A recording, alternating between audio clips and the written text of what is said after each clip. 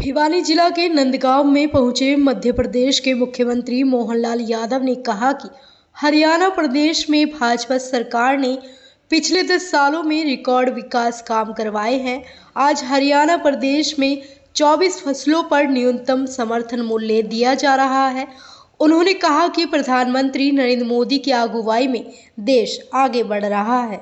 मुझे इस बात की प्रसन्नता है, चुनाव के दौर में मैं हरियाणा की इस नंदगांव विधानसभा में आया हूं और जिस प्रकार से मुझे रिस्पांस मिल रहा है, भवानी जिले की हम सारी सीटों सहित भारतीय जनता पार्टी की सरकार बनने जा रही है। भारी संख्या में जन समर्थन के साथ यशस्वी प्रधानमंत्री नरेंद्र मोदी जी के नेतृत्व में डबल इंजन की सरकार हरियाणा और दिल्ली की सरकार मिलकर के विकास के नए कीर्तिमान बनाएगी।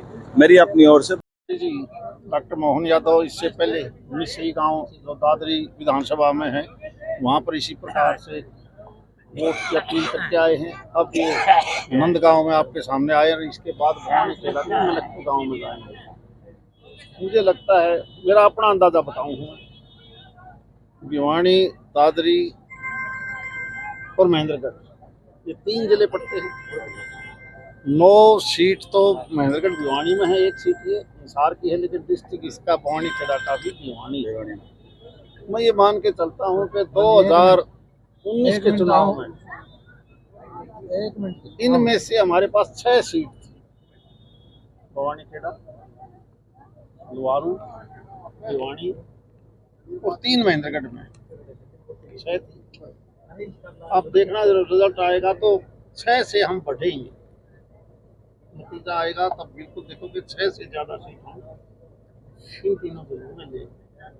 जहाँ तक भिवानी विधानसभा का सवाल है, यहाँ तो बाकी प्रदेश में तो शायद मुकाबला कुछ जगह कांग्रेस का है तो कुछ जगह दूसरी पार्टियां भी हो सकती है, क्षेत्रीय दल।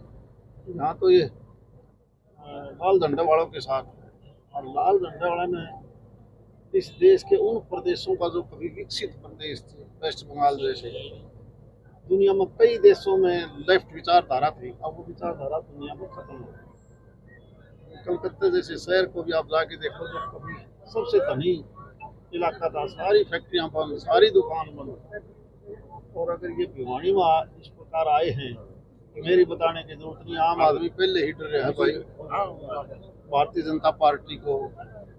हम इस प्रदेश के विकास के लिए ज़्यादा से ज़्यादा वोट देंगे, लेफ्ट के लिए, लाल झंडे वाले के लिए मुझे नहीं लगता कि इस प्रदेश में कोई स्थान है। सर, हरियाणा में कितनी सीट मानते हो टोटल बीजेपी को? तो मेरी लोग 3 जिलों से बाहर में बहुत कम निकलूँ। 9 सीटों पर कुछ सस्पेंस दिखाई दे रहा है सर। 9 क्यों नहीं कहा आपने? नहीं, मैंने कहा ये 10 है, 10 में से 6 सीट तो मैं कन्फर्म मांगता हूँ। 4 में मुकाबले हैं, मुकाबले में कुछ भी हो सकता है, मुकाबले में भी कोशिश हमारी है कि हम जीतें। तो शाम का क्या होगा? तो शाम क्षेत्र में जीतेगा। लाल झंडे की और कांग्रेस की विचारधारा अलग अलग इकट्ठे हो गए सर हरियाणा। अरे तुम देख लिए 6 महीने बाद से ये सब तो फालतू कांग्रेस के खिलाफ झंडा उठाऊंगे। इसी रैली में देख लो सर, बार-बार टारगेट आपका यही रहता है कि लाल झंडे के ऊपर रहता है बार-बार आपका। हर रैली में आप विचारधारा ही लाल झंडे के अलग। मुझे तो एक बार याद है, जब हम कांग्रेस में थे तो गेस्ट टीचर लगाए, ये लाल झंडे वाले बीच में आ गए। सरकार उन गेस्ट टीचर को पक्का करना चाहती थी, इन्होंने उस वैसी यूनियन बनाई कि नहीं, सरकार से नहीं करवाना, चलिए कोर्ट में। वो हाई कोर्ट ले गए, हाई कोर्ट में हमने थे, बोले यहाँ कोई खास बात नहीं, सर्वोच्च न्यायालय में चलेंगे, वहाँ भी हार गए। अरे ऐसा आदेश आ गया, उन्हें कोई सरकार फिर रेगुलर नहीं कर पाई।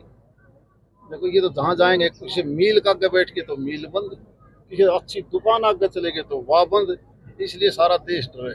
सरकार कोई आए सर, पता नहीं वो जाने, वो तो उनसे पूछो, लेकिन थोड़े दिनों में लाल झंडा दिखाऊंगे, उनकी आदत है, वो नहीं छूटे।